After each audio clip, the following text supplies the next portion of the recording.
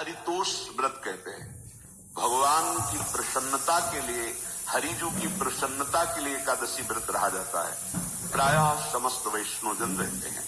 जो रसिक जन प्रियाजू के चरणों के अनन्य हैं, उनका एक ही व्रत है, श्यामा श्याम की 8 पहर उपासना करते हुए अपने मन वृत्ति को श्यामा श्याम में समर्पित करना। यहाँ ज्ञान ध्यान व्रत कर्म जीते सब काहो में नहीं मोहि प्रतीति, रसिक अनन्य निशान बजायो एक श्याम श्यामा पद प्रीति। पर जो एकादशी व्रत रहते हैं परम धन्य है, वो हरितोष व्रत है। अब एकादशी व्रत का नियम क्या है और कैसे एकादशी व्रत का फल मिलता है, कई बार चर्चा हुई।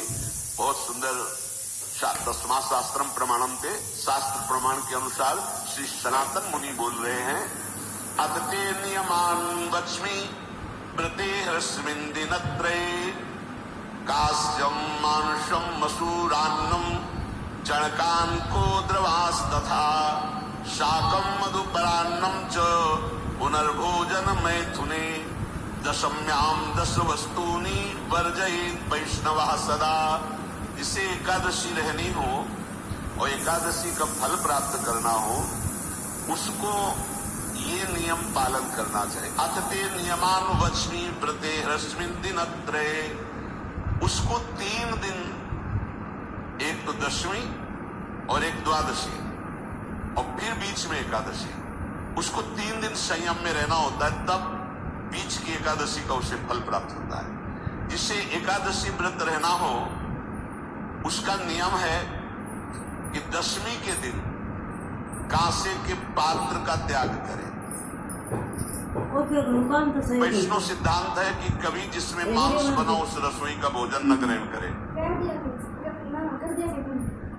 मसूर की दाल, चना की दाल, कोदो और कोई भी साग, शहद, दूसरों का दोबारा भोजन और मैथुन, ये दशमी के दिन त्याग दें। एक बार दशमी के दिन भोजन करें 24 घंटे में, क्योंकि एकादशी रहना है।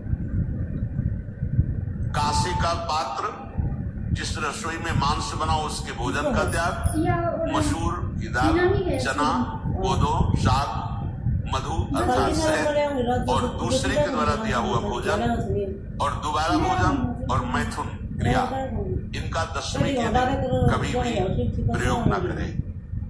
इन 10 वस्तुओं से वैष्णव दूर रहे दशमी के दिन। फिर एकादशी के व्रत में ये पीछे तो वर्णन कर ही चुके हैं, कहीं नहीं आया है आपका कचौड़ी पकौड़ी और सिंघाड़ा।